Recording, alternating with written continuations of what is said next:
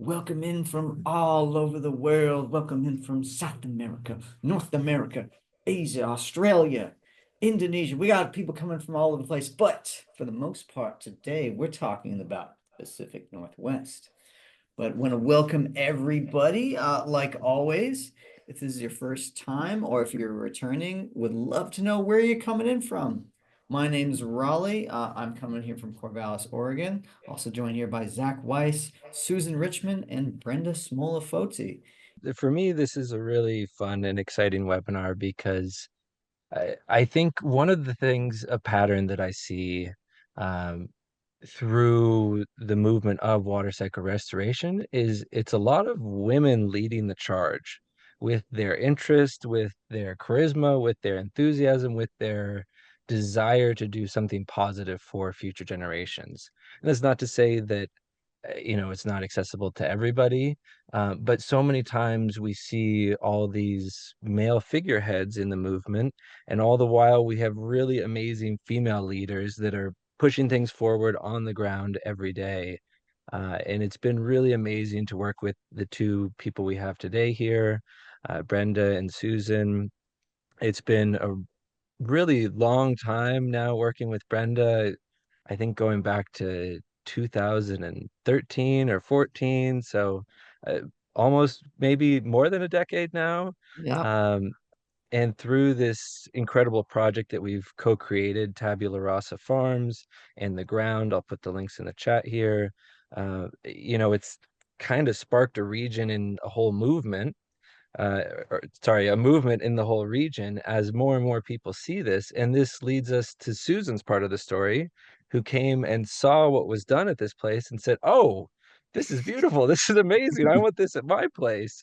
And then went about doing our course and with us and mostly her own efforts, really creating it on her place as well. So it's really incredible to get to share these two projects with you all today. As Raleigh mentioned, as you have questions, put them in the Q&A. We'll come back to them at the end. And we're going to start things off with Brenda and the ground.love, which I'll put in the chat here for you guys as well. Oh, a few quick housekeeping notes as well. There's going to be upcoming events at both of these places, so keep an eye out for those. We're going to have a workshop series with Brenda about what long-term management of a system like this looks like. And we're going to have a workshop at Susan's for women working for water, learning equipment operation and how to do these types of projects, and the specific things that are helpful there. Just a So quick, without further ado, my dear friend Brenda. here we go. Okay. Well, I'm so happy to be here. Thank you, Zach and Raleigh and Susan, for inviting me to join. Yeah, I really feel Zach and I have a long kinship together, and him starting the beginnings of his business at the same time starting my own business of Tabula Rasa, a regenerative farm. And I think I said this in another video with Zach, is that the wound is kind of the cure. You see that with the fires in Los Angeles now. It's a wake-up call. I didn't have fires, thank goodness, but I had basically no water, and went through a series of, learning challenges, collecting water for my roof, and, learning how to witch my own well. But when it came down to it, it really, that appreciation and lack thereof of water moved me towards doing research and finding the work of Sepp Holzer, and then finding Zach and writing a little piece, and encouraging Zach to come to my place. And I wasn't sure if he would ever show up, and then when he did, it was a turning point in building my farm. And really, I think it was 2014 or 2015 that we connected, and Zach came out and looked at my then only 33 acres, and we started making a plan. Do you want me to continue on the Oh, my bio of bad. the Yeah, place? Brenda, if I'm going too fast or if I'm going too slow, let me know. You could be like next slide or previous Okay. slide. Feel Okay. free. Just let me Well, know. maybe we go back just a second, You Raleigh, got so I it. can, Yeah, we'll go back one here. There yeah. we go. So these were the early years. Maybe one more forward with the one Zach in the picture. We really did build for right there. We spent almost 3 years working on the original grounds of Tabula Rasa. We have about, let's see, about 5 ponds. We did everything there, from hugel beds, ponds, water retention swells. We built this rock armored modality or function on a creek that was highly eroded. We had all sorts of experiences on this tiny piece of land, which seems tiny now, seemed really large at the time. But we learned a lot. I learned a lot. We developed a rhythm, but that larger perspective that Zach engineered in the beginning really paid off for us. And we were able to tackle things every summer and then add on to it. And I think that's an important feature of these kind of structures, is that you build an overall plan, because once you realize how much they do, you're going to want to do more. We can go to the next slide. So we did do more. So after Tabula Rasa and my original 33 acres, where you can see the house, we built a pond there with a terrace that connected to another pond and another spillway. We basically gave every part of this little eroded piece of patch of land, my beloved original Tabula Rasa, ways to absorb and keep water on the land. And that has changed the function of this land. And I'm a regenerative farmer, so we do multi-species rotational grazing. And almost after the first year, I was seeing percentage increases in the number of rotations I got on the land. And, you know, this is all very wooded country, Doug fir, oak forests, and things like that. And I'm really happy about how much water we've put back in the ground in light of the current situation in Los Angeles, which is very sad. I think we can go to the next one, Raleigh. And this is just a closer up view in the early days of, you can see how the ponds are connected and some of the work that was done. We have really nice soil to build these kind of ponds, which was a huge plus. We have marine sedimentary clay. We do not have to line these ponds. They hold water on their own through careful excavation and geology, and the way Zach and his crew put together these ponds and stack them the way they're supposed to be. We've had no issues with any of these water features. It's been a beautiful thing.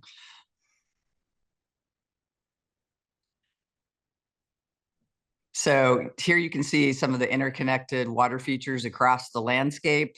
So, and this is the very large project that we call Shangri-La. My husband joined me, Frank Foti, in 2019, and we created a larger company called the Ground.Love. And this location is where we built it, set up perfectly because of the change in grade level from about 200 feet to almost 600 feet, very hilly. And Zach engineered this so that we have something that is, you know, cascades to one pond to the next. And we have water high up on the land. We created these ponds for water storage, habitat, a lot of human interaction. And that's one thing that Zach and I really have done well together. We both think aesthetics are a finer part of doing this work, because when something is inviting and beautiful, you get more human interaction, and we want people to understand what's happening with these ponds. In the course of doing this, we discovered a couple of springs. So we tapped 2 springs. We have drinking water from these springs, and not only water cycling, but we've seen a drastic increase since we built these ponds. I think we're almost on year 4 when they tapped these springs. I believe, correct me, Zach, it might have been 1.5 to 2 gallons a minute. They're now up to 15 to 20 gallons a minute. And I walk these ponds every day. It's a beautiful sight to behold, to see how they change and form and where the water wants to go. That part has been really interesting. This year, we've had lots of like 2-week rain periods, and not only are the tap springs just overflowing, but all the other tiny little surrounding springs are just gushing. It's really cool to see. And I don't know if you know about this, Zach, but we just put 180 sheep on the Shangri-La area. This is a very difficult area to maintain because of the hillsides. We deal with Scotch broom, blackberry, hawthorn trees, and it's been a challenge. Lots of man hours to keep these hillsides and ponds looking, keeping them pristine, but we discovered sheep, and it's been really beautiful to watch this. Maybe we can talk more about that later.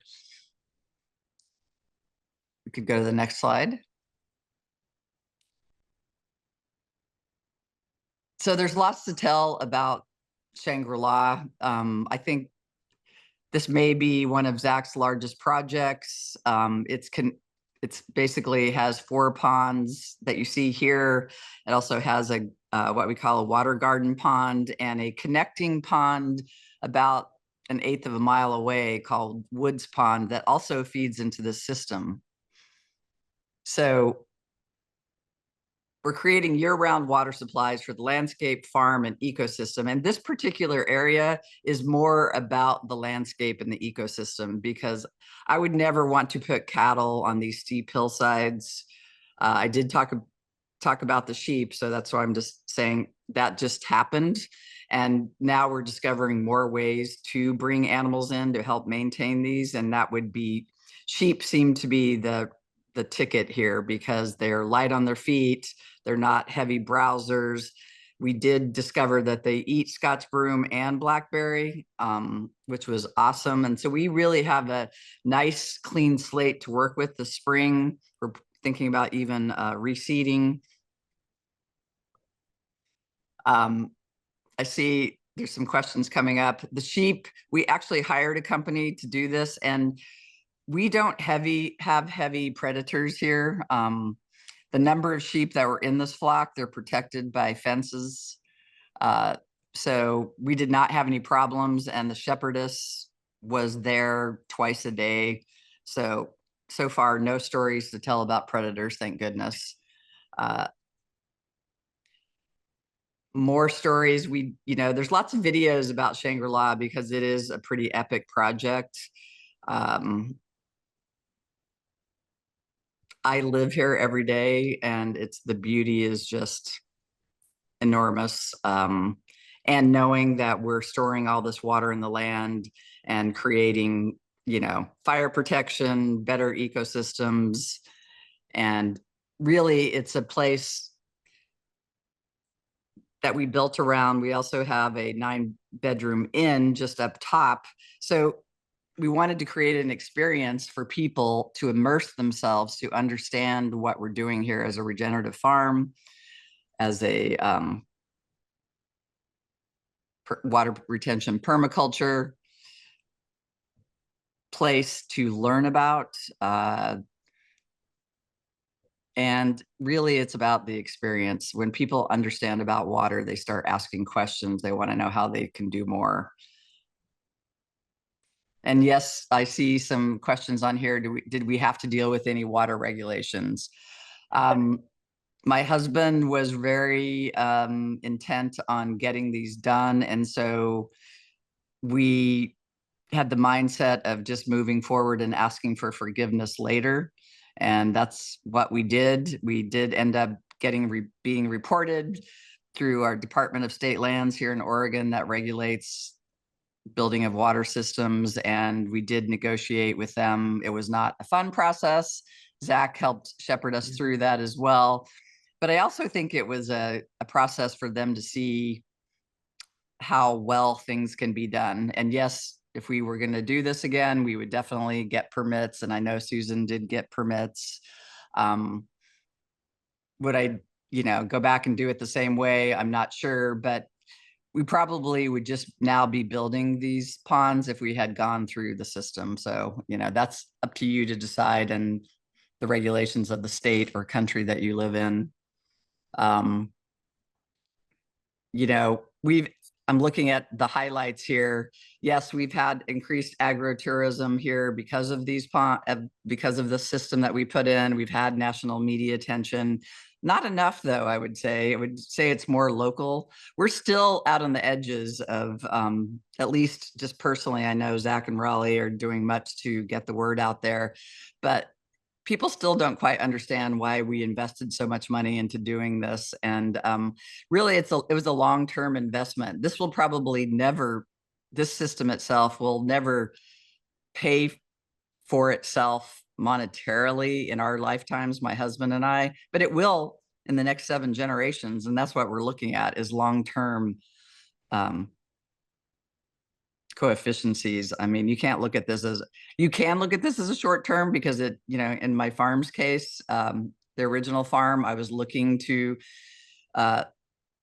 water animals and things like that. But this particular location is really about the ecosystem and long-term health of the earth. I'm looking at some of the questions down below.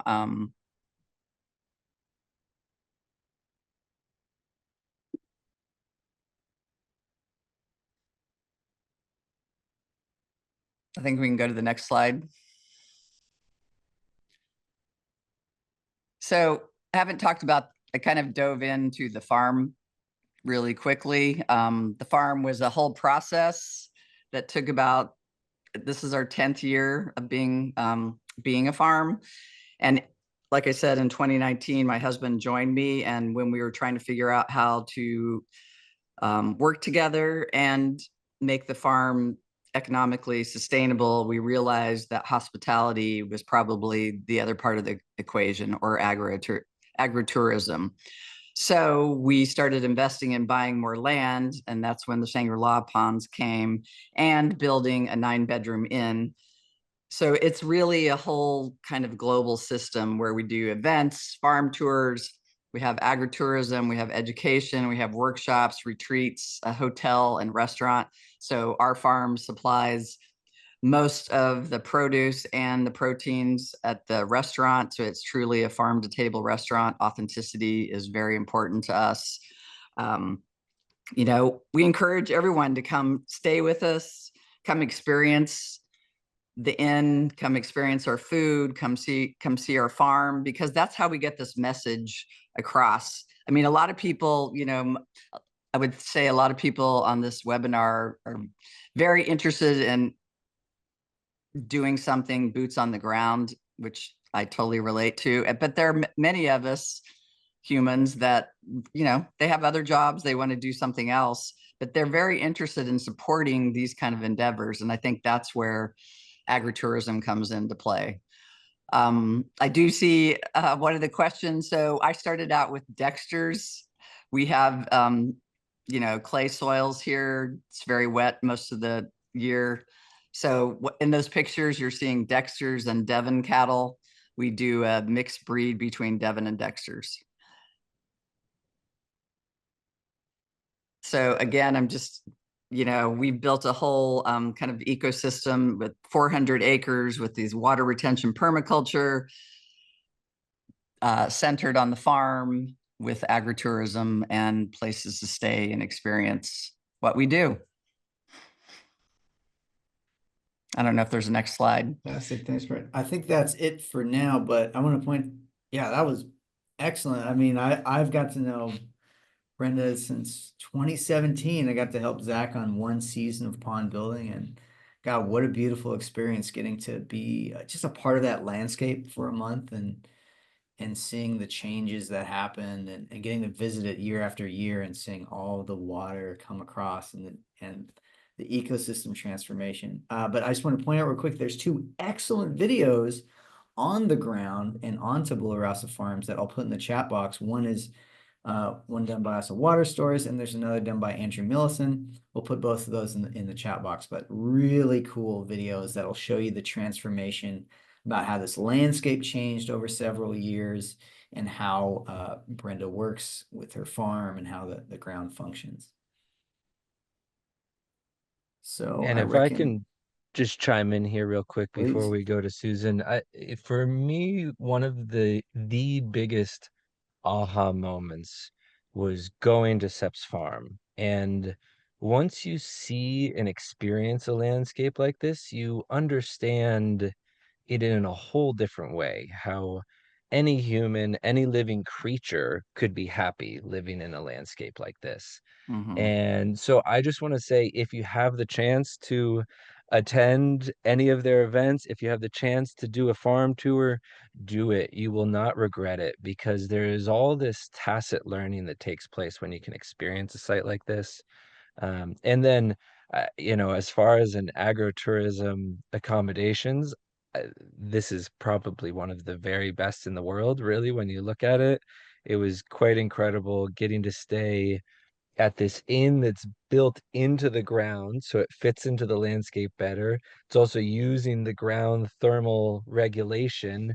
And this was stuff I was dreaming about as a child and now exists on the landscape. So just want to put a huge shout out there to, if you have a chance to attend any events on the farm, tours, stay at the farm, do any and all of it, you will not regret it.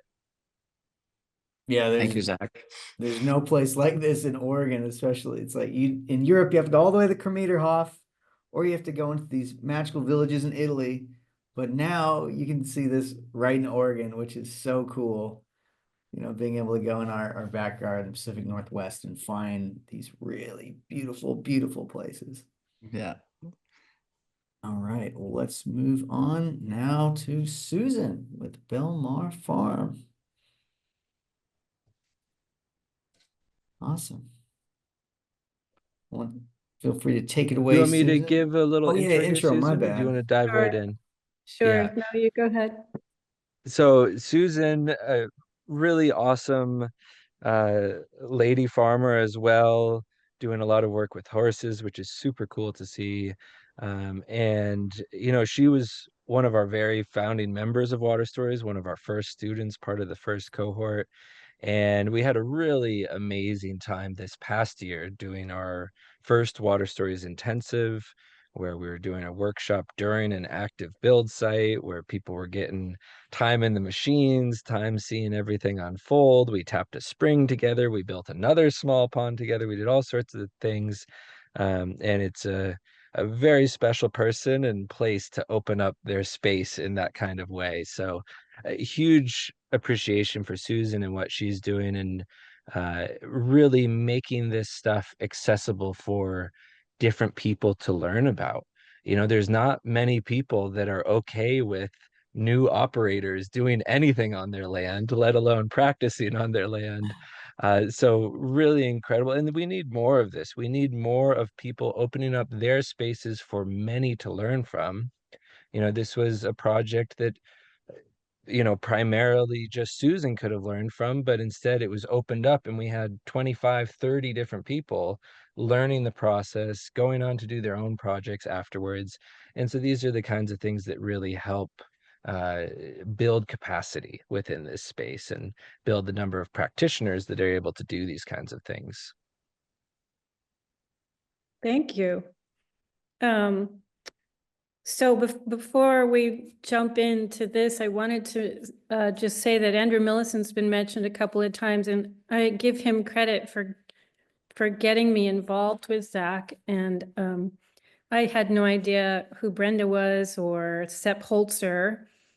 It was during COVID. I was invited to a water symposium but for the state, and Andrew did a presentation, and I came to farming mainly because my concern about what was happening in the agricultural space all over the world, let alone the US.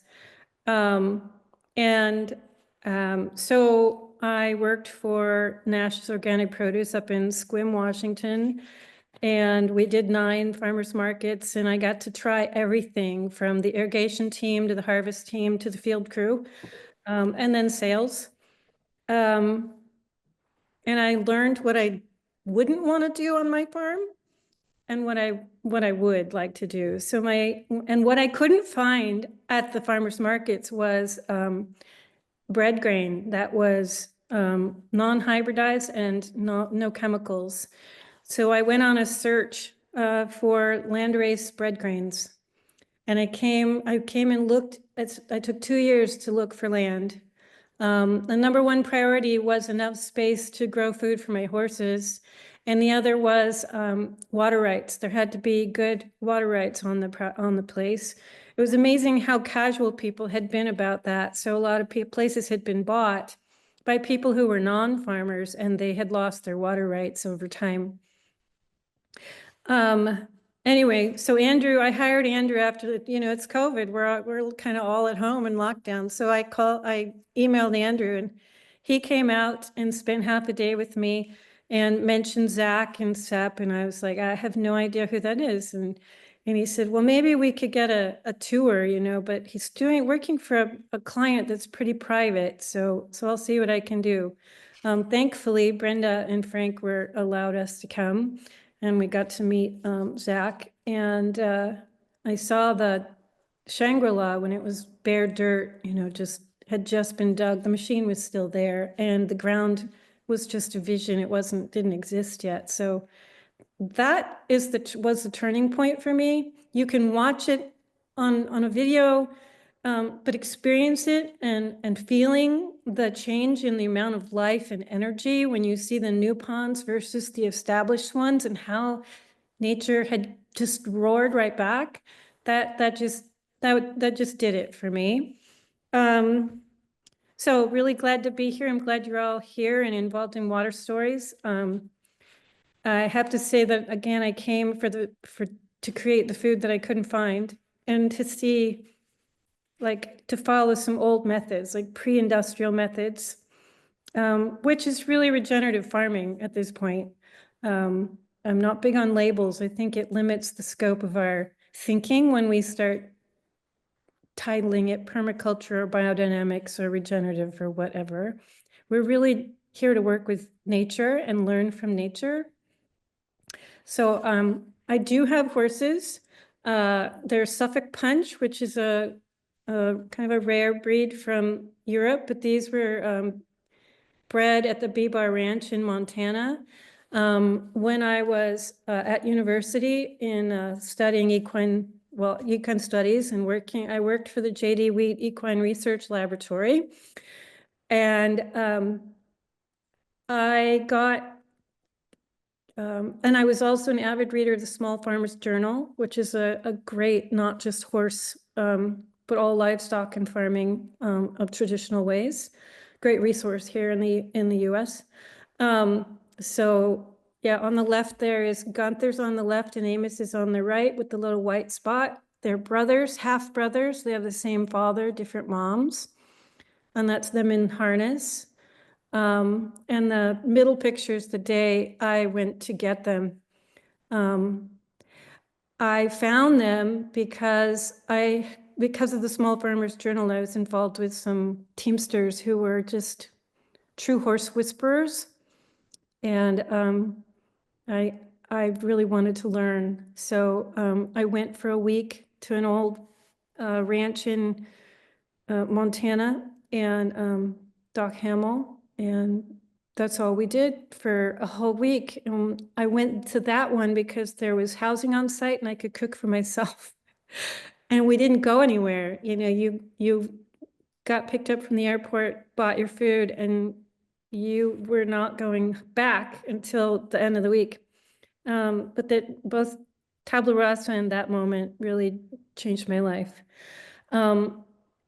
I found these guys because I did an interview, oral history collection of men Teamsters. I couldn't find any women because I did this by word of mouth. So I started with the 3 I knew were really good, just really good. Like they had a connection that was nonverbal. And I interviewed them first. And I'd taken a certification in oral history at UC Davis where I got my degree. And that was just it. I traveled the country and interviewed 27 Teamsters. it's a dying tradition. And the way it's taught really is just to be mentored. So yeah, I don't breed them. This particular breed in Europe is having a lot of problems, deformities, and fertility problems because it's shrunk so much.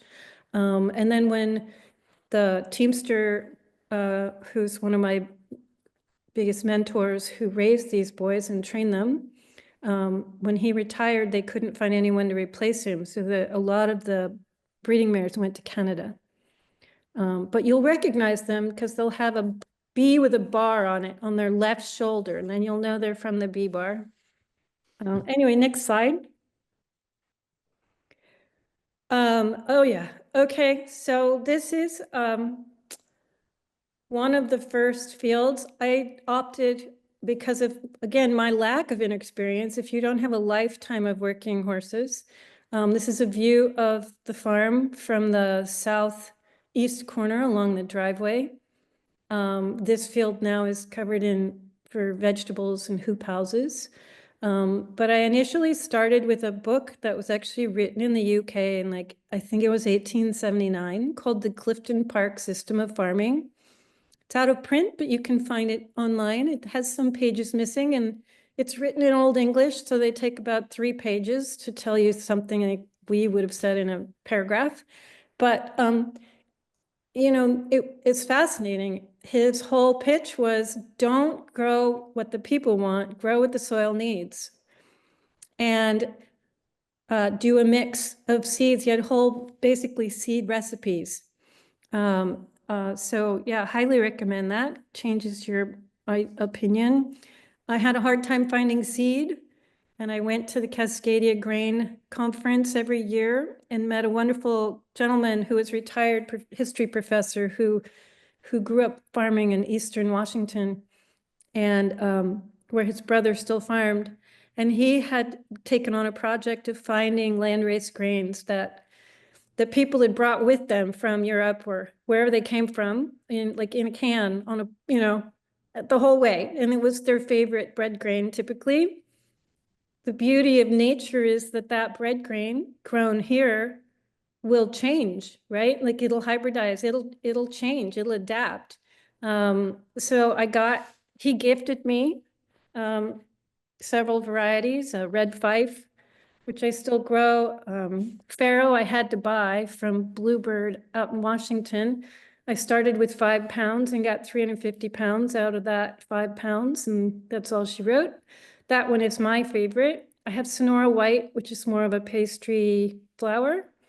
The key is to remember that these grains have not been hybridized, so they have a lot of diversity and adaptability. They were bred grown at a time when we did not have fertilizers, we did not have much irrigation. They do not like that. If you fertilize and water them, they will grow super tall and then they'll fall over, which makes it really hard to harvest and practically impossible. So I loved it because I could farm without dragging irrigation lines all over. So I've never grown grain with any irrigation at all. And I have to say that through all of this, it's landed me here where I realize now that I just feel like I'm right where I'm supposed to be, on the land I'm supposed to care for. And it's really about changing our thinking and restructuring to live and grow our food in alignment with nature systems. So the goal for this farm is to remake it very similar to how Sepp Holzer is farming. And I do use the horses, but not for super heavy stuff. We do a lot of hauling of things and timber hauling and harrowing and hauling hay and raking hay. So all the things, anything I can get equipment for, that's the limiting factor. Okay, let's change the slide. Oh my gosh, we finally got Zach here. Like Brenda said, she wasn't sure Zach would ever come. But he did. You know, I had to pester him quietly. And finally, I just said, you know, when you just have a down day, you don't even have to tell me you're coming, just come. But he was gracious enough not to do that to me. But it was awesome. You guys were all awesome. If you were at the workshop, you know, this was an amazing group of over 30 people. Just rolled with it when there were signs of cougar right outside someone's tent. You know, it was a true immersion in nature. And yeah, it was a great experience. And I have to say that, yes, I can do a lot myself, and I've learned so much from Zach and Water Stories. Again, it feels very natural, and yet what my barrier is in that limited thinking. I have to like go, oh, why am I just limiting myself to thinking I need to grow in orderly lines, or where equipment can be, because I'd really like to move away from a lot of equipment. And if I'm using draft animals, to be able to access things with like a single animal. And that whole using draft animals, whether it's oxen or horses, is a whole different topic. There is so much water that passes through this property.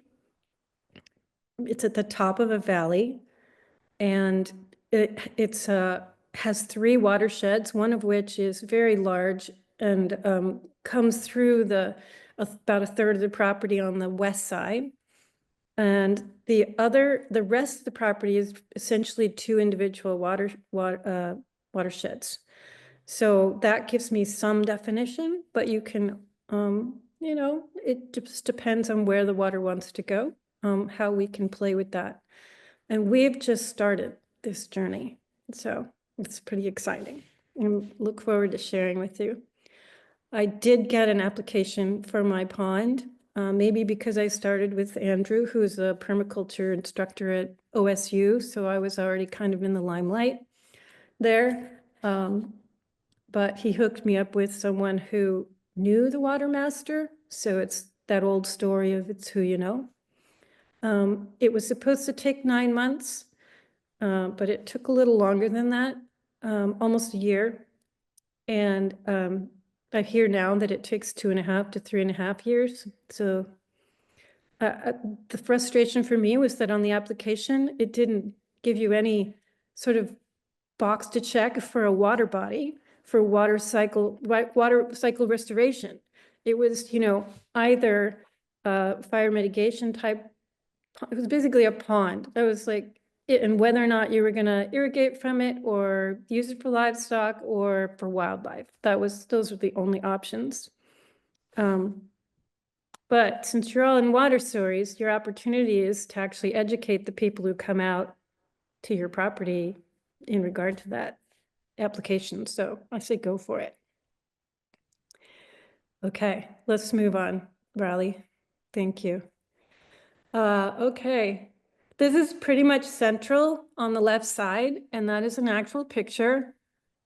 Doesn't it look like an asteroid came down and just landed right there? Look how tiny those people are. I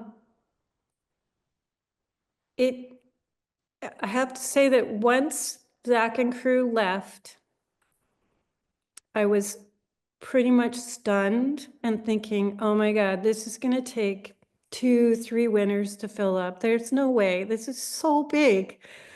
I think it's 14 feet deep at the deepest. There's the nice photic zone there on the right, kind of where the 2 people are on the right. And I think that's Apollo crouched down in the black there with the video camera.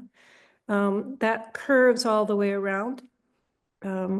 We also, you know, had limitations. So all the stone, all the clay, the giant oak that you'll see in the next slide, was all on the property. So my goal was not to bring anything in if we could help it. I think we had a load of some smaller stone gravel brought in, and that was it.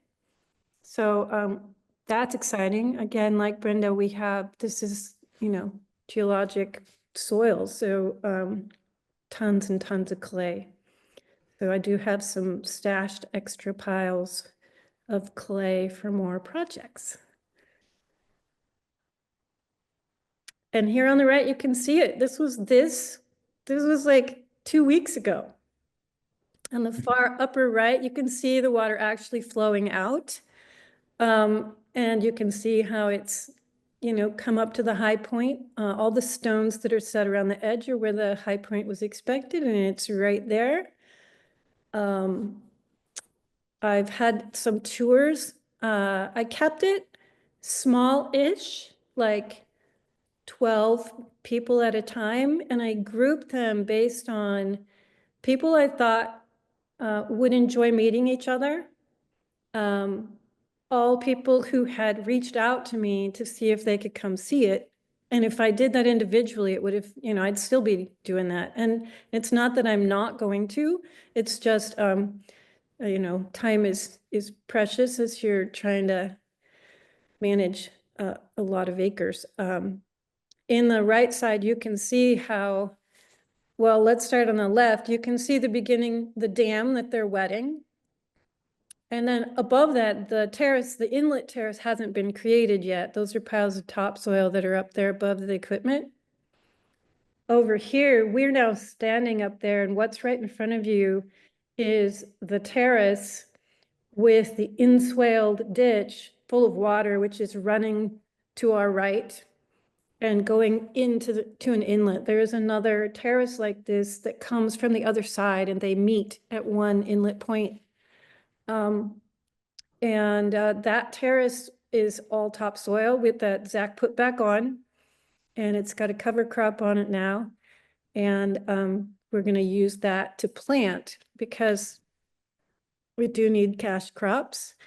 The tricky part is the entire 20-some acres that surround this pond were the original agricultural fields, most of them, not counting the 9 acres down at the field and then another 17. So I can't exactly go in and plow anything or plant a crop because we haven't quite finished the terraces, and the equipment would just totally mess that up. Plus we need to finish at least the big outlet terrace. Was not a simple project. That's going to snake around on contour and end up down where wetland was and where we will rehabilitate it back to wetland. All I can say is that when you apply, beforehand, it's helpful to know some of the laws and rules that exist around water, and it's different everywhere, and it is a very hot topic, and a lot of those rules are very, very, very old, and completely goes against what we've learned about the water cycle. So so get educated about that so that when it comes up, I fully expect at some point to get in trouble, and I hope, my goal is to be prepared to just be as rational and reasonable and have the evidence right in front of us. It's really hard to dispute the effects and the success of this work. So we need to get everyone involved as much as possible. All right. There you go. That's the inlet over on the right. You can see it looks small right here, but if you're standing there, you'd see water just flowing like a beautiful little creek. One of the beautiful things about this whole process, whether it's regenerative farming or this water work, it's all connected. It's not separate. And you find yourself being connected to people and even unexpected connections. So in my community, there are a lot of naysayers, and this has changed some minds. And since then, one fellow in particular has the Western box turtle in a pond that's it's been there a long time. So I'm gonna go collect water plants and as many turtles as I can catch to populate this. I think the starting point for me is more water plants because we need that photosynthesis to be happening and to support the life. The elk thought that that exit was the ramp, you know, when the pond was lower, the whole herd of 100 elk would come down that outlet to access the water. So we actually we always had the deer and elk, but now they're like coming a whole new direction because there's a big body of water. So that's been an interesting thing for growing vegetables. They ate most of the Romanesco, which is probably about $10,000 from the sales. Yeah, but it's all grand. They're all, you know, our job is to figure out how to live with them, you know, and not interfere. So it's a big learning process. Yeah, it's exciting. Yeah. Oh, beautiful. Thank you, Susan. And Mhm. oh, I'll put this. So Susan also has an Instagram page that you can check out, and her email is bellemarefarm@gmail.com. And if there's any other places where we should direct folks to, let us know, or just type it in the chat box and we'll get that going.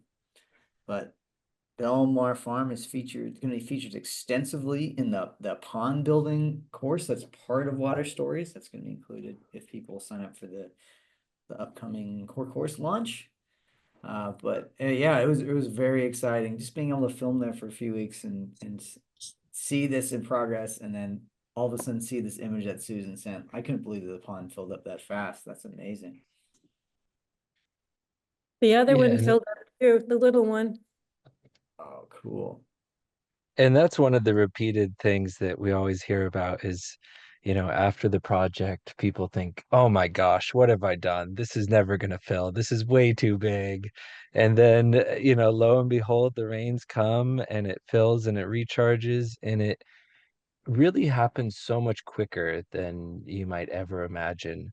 And I really like that both of you are very focused on not just how do we make a viable landscape for humans and for healthy food, but how do we also make space for the non-human relatives that we have, and how do we make it a good space for them as well? And just to share a story from one of our projects, 2 years ago, it was a parking lot. We created one of these water bodies, and now there are axolotl living there that are only found in 2 lakes in the entire state. They're so rare. And now they're in a third lake that 2 years ago was a parking lot. And so it happens so quick. I loved working at Tabula Rasa. We'd build one water body and then we'd come back the next year to build another one, and there would be a blue heron every day there eating frogs that wasn't ever on that landscape before. And when you create the habitat where water gathers, life generates, really. And both of these projects are just incredible examples of that very thing. Um, we're going to move into the question and answer period next here. But before we do, I want to let everyone know about our upcoming core course. This is our live premiere training on how to create these types of features on landscapes. Whether you're the farmer yourself who wants to create these features, or you want to be helping others create these types of features, or you want to be changing policy and advocating for water cycle restoration, this course gives you everything you need to be able to do those things. It opens once per year. Every year, 100 amazing people from all around the world gather to work together. And it's really an amazing community of support. Our pre-launch just ended, but if you guys enter the discount code at checkout, this is going to be valid. We're going to extend it for just you guys who are live here for 24 hours. And if you, as you're registering for the course, if you enter the promotion code FARMWATER, which I just put into the chat here, you will be able to, one, you'll get $100 discount on the course, and then two, we'll make sure you get all of the bonuses that come with the course that the deadline just passed for. So you just missed the deadline, but we'll extend it for one day. And we do this every year with the course. The sooner you join, the more extra goodies you get. So for anyone that's interested, the link's in the chat here, and use that promotion code FARMWATER at checkout, and we'll make sure you get all of the pre-launch bonuses for the promotion that just ended here. Let's see, should we start? So folks, you can enter your question into the Q&A. You can also raise your hand and ask the question live. And I see first up, we have Paul, who has his hand up. Paul, are you still with us?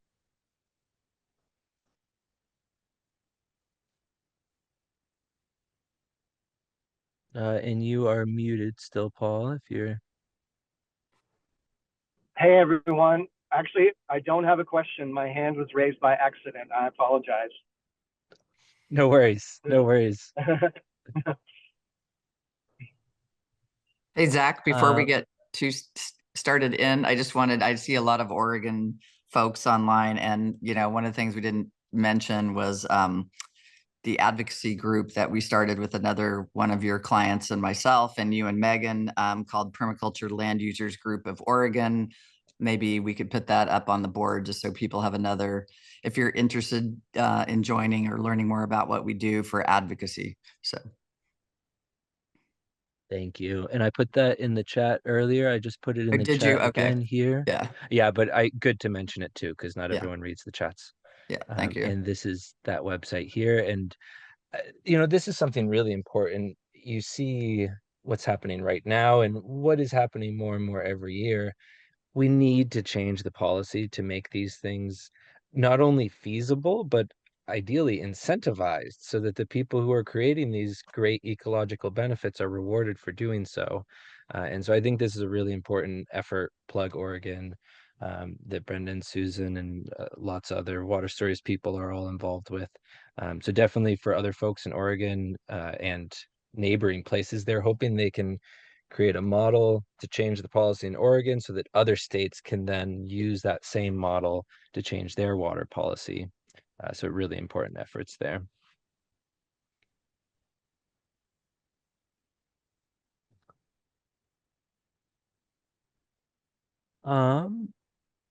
First question up for you guys, whoever wants to take it, or maybe you could each speak to it. What specifically have you seen on the land as evidence that it has rehydrated the surrounding land and therefore helped your farming business as well as the ecosystem?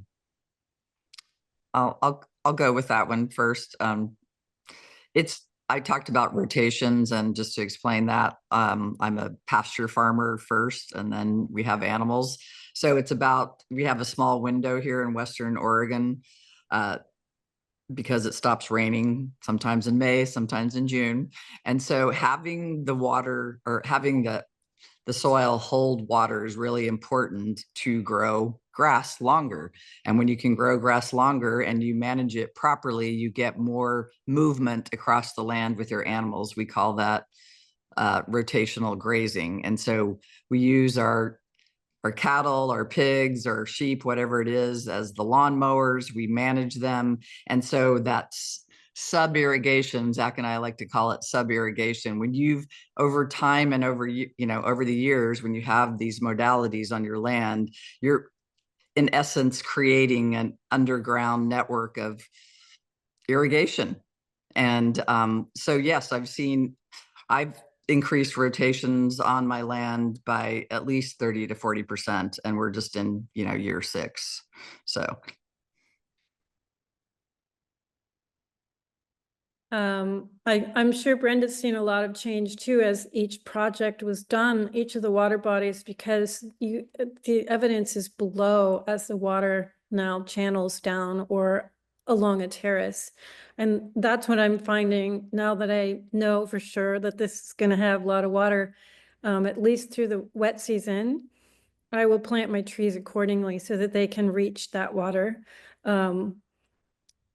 And then the small pond, which is a renovation of a spring that was always wet year round. It had a big willow and it was just water around that.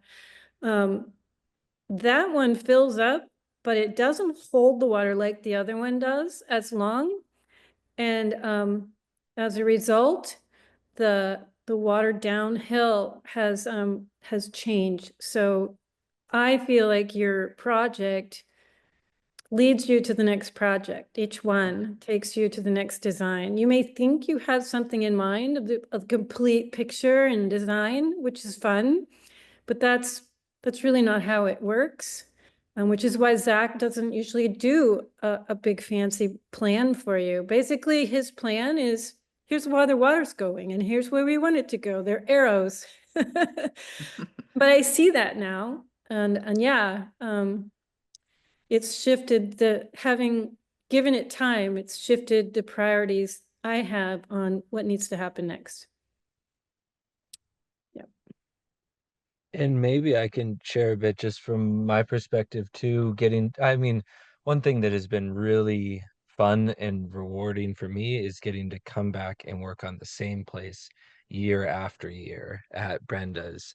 Getting to do that for 7 years in a row, you really see a lot of the impacts. A lot of times we create a project and I might go back there once ever or a couple of times, or I'm not usually needed again, and so there's not a lot of impetus. Whereas when we get to keep going back to places, the spring that Brenda mentioned at the beginning, I think it's actually really relevant because we have one spring tapped where we did the water retention and another spring tapped where we didn't. And that spring still flows at about the same rate. The one where we did the water retention flows 5 to 10 times as much and still flows strongly at the end of the dry season. So you see a really big difference there. The birds, the sounds. It was amazing being there. I can't remember which part of the project, but we were working on the opposite side of the hill, listening to all the tree frogs singing on the side of the hill where we had worked the previous years. And so you just see all this extra life come about as a result of that water on the landscape.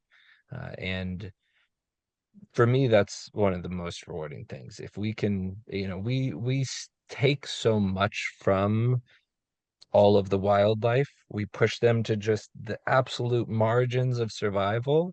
And when we can start to provide space for them again, for me, that's the biggest reward. And it's something I've gotten to experience year after year at Brenda's and look forward to experiencing at Susan's.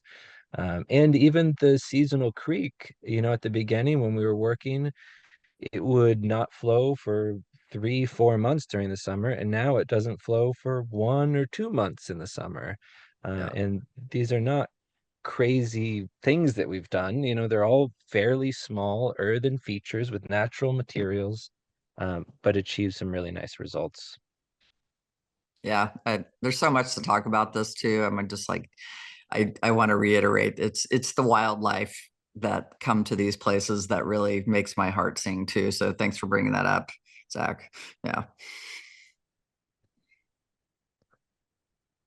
So Zach, I see there's one core course question, and then I see two live questions, people raising their hand. When we do that course questions, then we'll let Lise or Richard speak.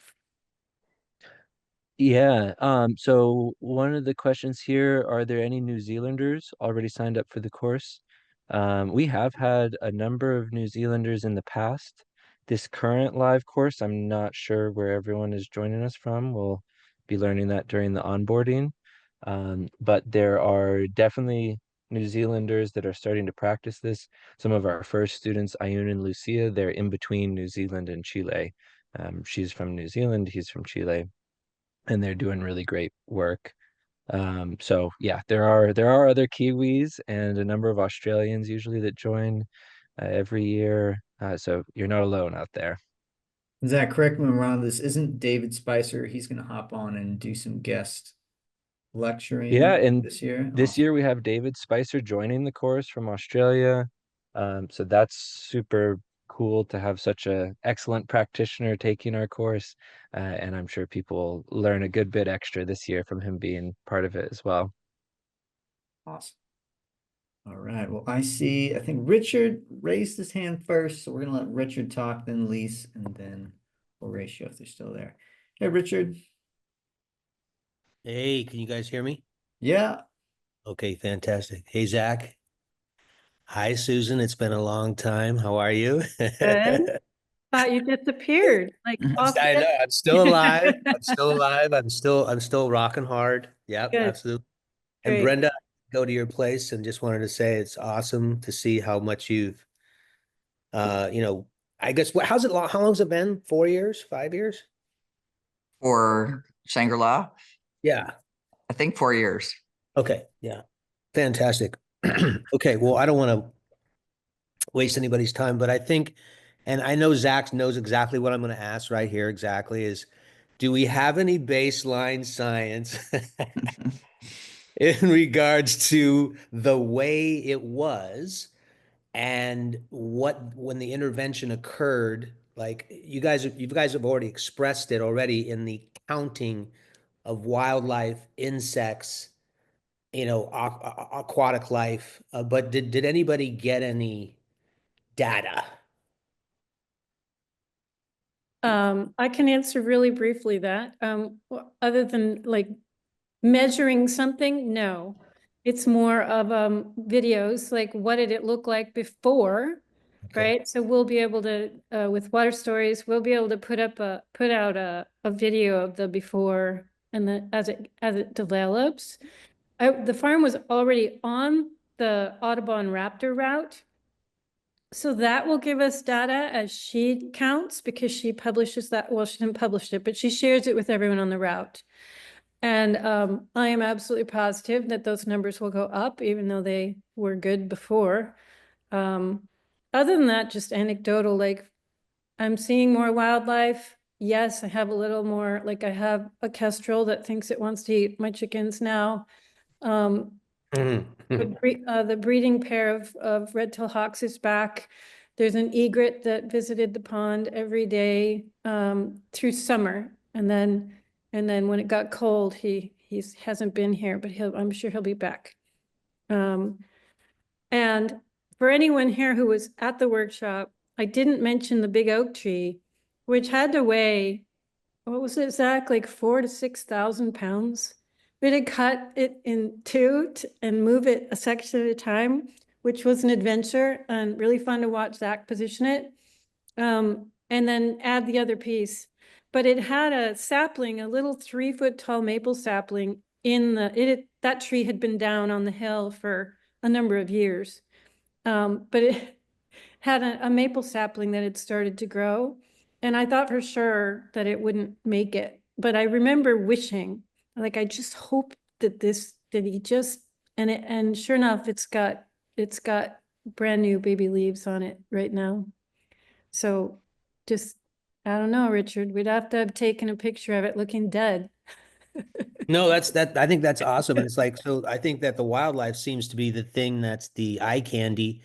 And then the not so sexy stuff is the water infiltration, gallons per minute. Yeah. Some of the things that, I think are a hot topic is how do you create a soil sponge, right? Yeah. Yeah. And so in LA, it's like, well, how do we do that? Even if you literally just gather water, that's still not enough. It's the soil really in the capability of the soil to hold that much water on a scaled landscape that prevents or the intensity of the fire. I think that Right. that's It's a that's whole other topic, though, to talk it about is. plants that Yep. that we need to either allow to grow and Yes. how we can steward that and what we can add that belongs and won't interfere with what will come. Because we can't have the living soil without the plants, right? So it's a 100%. And this what I'm two-way saying is street.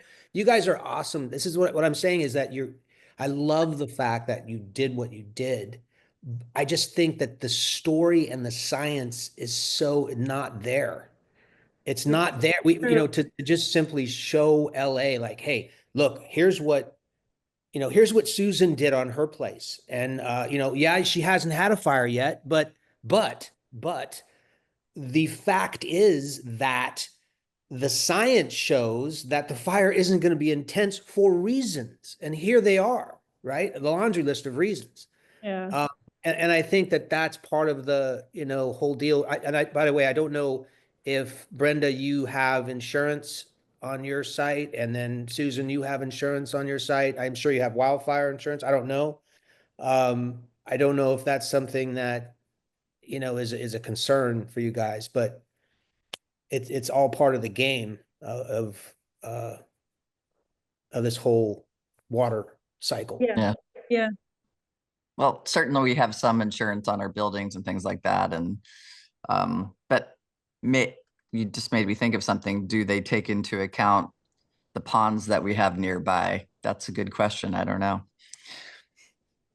Yeah, I mean, that would be huge because a lot of people here are just getting literally a fire map. Insurance underwriters look at a fire map and say, oh, you're in that fire map. They just drop you, period. And Yeah. there's no science behind it. And it's just like, you can't, it's crazy. And I think that you're going to see a tremendous upswelling of people wanting to know how they can solve this problem. And there's a lot of really brilliant people out there. And I think that the ability for us to communicate and express the science of what the hell you guys have done is like, is aligning with nature as opposed to fighting nature or fighting the fires. We're not about fighting the fires. We're about controlling and managing them and less intense fires, if that makes Yeah. sense. I mean, I'm just saying. So I think that anything that we can do to help you express that, I'm all aboard 100%. Well, Richard, one thing we're trying to set up is a webinar with farmer Peter Marshall, who was able to do watershed infiltration on a scale that effectively allowed his farmland to resist the bushfires because of the amount of soil moisture he created. So we're trying to set up a webinar with him to really tell that story in detail. And it's a really big story about fire and how to resist that with proper water soil infiltration. And 100%. just Yeah. to paint the whole picture, not just resist the fire, but literally have fire swirling around for 2 months from every different angle, and still his place didn't burn. So he didn't get lucky. It was Right. from good management, really. Yeah. And I'm glad you said that, Zach, because I think that's the key for the naysayers to say, oh, this is BS, you just got lucky. No. This is where the science comes in. This is where you show your water infiltration. This is where you show a video of a grove of willow trees literally just release water to the ground and dampen the fire. So they put it out with a shovel, and the firemen saying, oh my gosh, we have trees as firemen. See, that's mind blowing. Or a mulberry, which actually when heated up creates a waxy surface on it so it doesn't burn as much. I mean, this is the stuff that I shouldn't say no one knows, but I just think that needs to be expressed, which gives people hope so they don't feel helpless. And I think that, there's a tremendous, we all know we're on water stories, I'm speaking to the choir here, but everyone knows that. It's just us really expressing that, showing that, proving that, and getting momentum, which I think we're getting, by the way. I just want to say, and thanks for Zach for putting out that thing on timing the other day on the what to do for wildfires video, which really I think went fairly viral. I don't know how big it got, but anyway, I'll leave it up to the rest of the people, but thank you guys for all you've done and everything that you're doing. And I am here. You guys know who I am, and I'm anything we can get in regards to educational people, biologists. I'm working with Cal Berkeley. They're going to do indexing on birds, on newts, on hummingbirds, everything to just get the data, and also the water infiltration from the biologist point of view. Soil moisture content, just whatever we can do to get that science so that when we do an intervention, we can actually show it.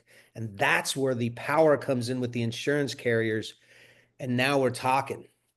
I granted, I love you guys talking about it because there's a lot of people that just roll their eyes about, hummingbirds and nature. But it's funny when you say, oh, geez, we could reduce your your fire insurance costs. All of a sudden people are listening. It's like, wait a minute, we should be talking about animals that don't have a voice. But then, it's kind of interesting how the priority is kind of screwed up on that Well, Richard, we got to situation. move on, but appreciate your sorry about time. that.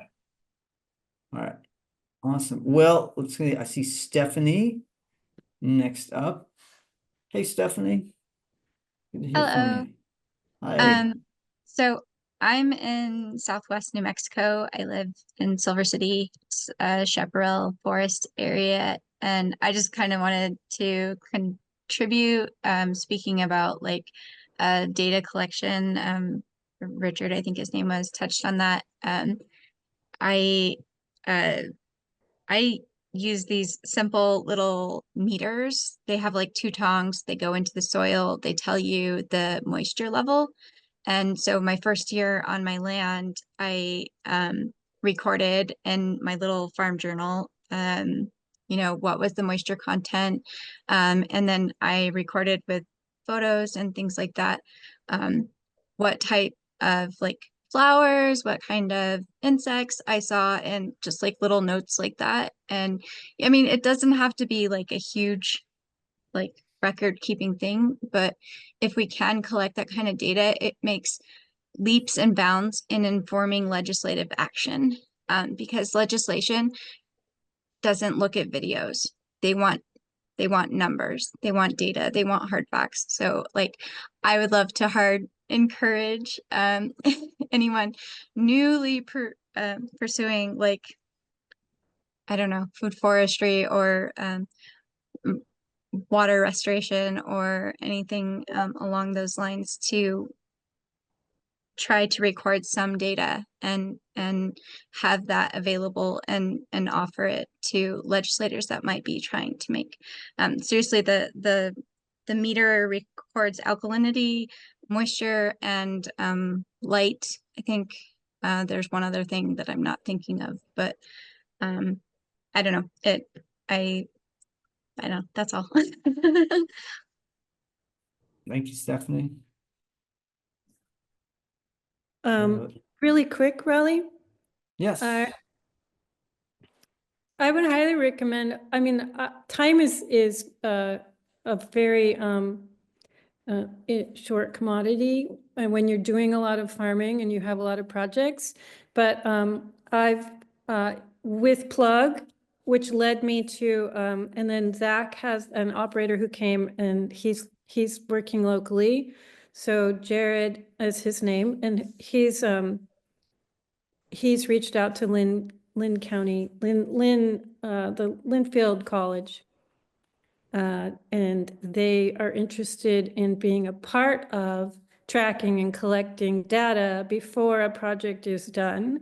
So we'll actually be doing that probably for 3 years before we take any action. So that's one thing I wanted to mention to folks. Also reached out to the Dry Farming Collaborative at OSU. I've been following them, but I finally said, hey, if you want to come and grow something here, we could do that. So that was super fun. We have a moisture meter. I have a moisture meter and a weather station now due to that, and some really awesome seeds. They're great to work with. Hopefully we're going to do more things. Yeah, and last but not least, to Richard, my insurance agent is actually coming out for a tour, so we'll see how well we can educate him, and he grew up on a farm. So I don't know, I'm always open to the possibility of someone being inspired. Thanks. Awesome. Well, there's a few more typed questions here we could go to. I guess just one. So Ray Jacobs talking about digging test holes and how you can determine what kind of interventions you can do depending on the soil that you find. So Zach, Wow. maybe you can.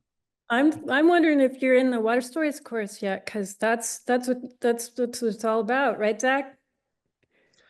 Exactly. And there's people always want the recipe, but the truth is there's only a recipe for disaster. There's no recipe to doing this. You have to look at each unique situation, each unique person, each unique goals, landscape, and then pull all those puzzle pieces together into something that makes sense. So, for both of these projects, we did all sorts of test slices. That was the very first thing we did, both with Brenda and with Susan, was doing test slices to understand what might we actually be able to do here? What might it look like? That's what gives you the information to know whether the ideas you might have on that landscape are actually valid or not, and how much it would cost, what type of equipment, what type of results. All of those things are revealed by what you find in doing that test slice, which is usually 6 to 14 feet deep in the ground, 2 to 4 meters deep, and really looking at each of the different layers and horizons. What is the percentage of sand, silt, and clay in each of those? Where is water moving? Where is it not moving? Um, there's too much detail to that question to try and answer here, but that's one of the really important things about being able to do this work, is being able to interpret the results of those, being able to do your hand textures to understand how much clay is in it, or your mason jar test, or all those different steps. So really important process to unfold and to explore as well.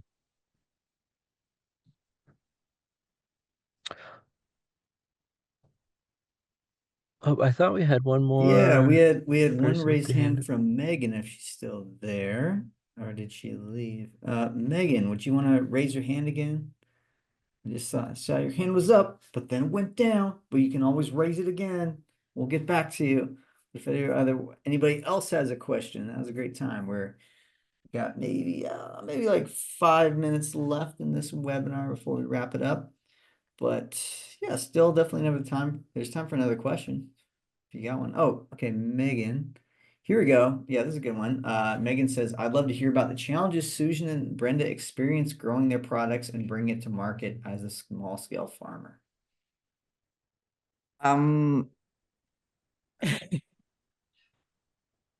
Well, the challenge is, I mean, the growing, all of that, I mean, that was a learning experience of in itself, but, having a good foundational, marketing program was really key in starting that, because we had our own little farm stand in the beginning. But it really wasn't, once the word got out, it was more about pricing and how you make money on a small farm like that, because people are, used to paying grocery store prices, and we're not a grocery store producer. So a lot of education had to happen over the years. And now we sell through a larger marketplace called Source Farms. But it took years of education. So it's really about connecting with your neighbors, having people come to the farm and see what you do. Because when they experience and see how you're farming, and I'm sure Susan can speak to that, there's the value equation is suddenly, now they get it. So it's important to be connected in your community. And that's how you'll get started. That's so true. I would add to that even when if you're already on land, you probably know your community somewhat, but you could probably get to know them better. Mm-hmm. Understanding who they are and where they are socioeconomically. If you're looking for land, I would say don't just look at the land, look at where you are. If it's so much easier when your market is right there. And that's the advice that I would give. It's been a long haul here because my market was not local. I mean, there are a few exceptions, yes, but most of them, actually what's happening here around me is people were inspired, but then they go buy their own cow, and then they found out how much that cost them because they weren't really prepared during the winter, or if they overgrazed, they just wanted to throw it out in a big field. So that stopped, and then I got clients from those folks. Yeah, this is going to be different. You're all over. Also go to your farmers markets and figure out what's not there that people might want, and you have to do a little exploration. all the farmers I know. I've been on the board chair of Small Farmers Journal for a long time, and I mean, small family farms, friends of family farms, and also attended all the Smart Farmers Journal events when they had them, which created an amazing network. So get to know your other farmers and see what they're growing and see if you can complement that. Because it's about all of us working together to feed a lot of people rather than competing with each other. All right, I saw two questions here about what changes have you seen downstream of your properties? So maybe Brenda, since you've had a bit more time, what have you seen like kind of down the stream? Well, I'm kind of at the low part of the valley that I'm in. I'm thinking about the original Tabula Rasa, and downstream, we have a lot of the downstream. So we've had way less erosion. Zach talked a little bit about it. And so less erosion, more water in the stream for longer periods of time. And then I'd like to kind of go sideways. Laterally, higher above, and one of my neighbors, I showed her around, named Linda Mueller, who's actually, it's all connected, guys. She's the director of Plug here in Oregon. And she got interested in this work, and Zach did a couple of ponds and things for her too. So we actually share a waterway, and that has helped immensely, having her water retention features slow down that water that was just racing across my land. And so it's fun to see all the changes that happen. And yes, they do need tweaking as you go, because you have rain events that are larger than others. But have to say, I always felt very like a cozy wool sweater, knowing when we're having a 2-week rain event that I have permaculture on my land, working hard to do its job. And it's really fun to see what happens, and see the water go in the ground and how the water is slowed.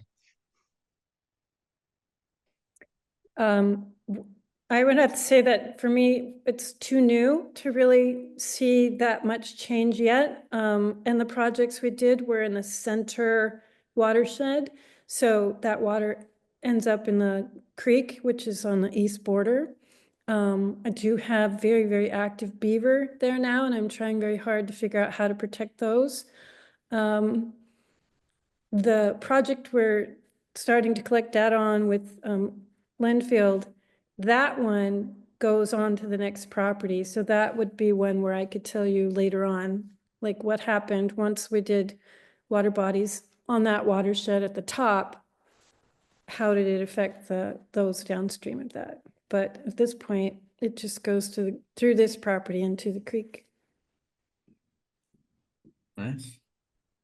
Well, I think we've got a good last question here, and then we'll give you guys each a chance for some closing thoughts, if you'd like to share. But I think both of you have a really unique perspective on farming in general, and you're also each doing a lot to help young farmers become farmers and be successful farmers. And so what do each of you foresee as the future of farming? Ooh, good question. You want to go, Brenda? Sure, I'll take a stab at it. I mean, I call myself a 6th-generation farmer. It just took me 30 years to get here. But it awakened something. And wow, am passionate about farming. I think Susan spoke so eloquently about, pre-industrial farming and calling it regenerative. It's regenerative farming, but this is a way of farming that was done 100 years ago, 75 years ago. And it's really important for places, there are lots of regenerative and other types of farms around, to learn about farming. And I'm very hopeful about farming, but we all have to be teachers.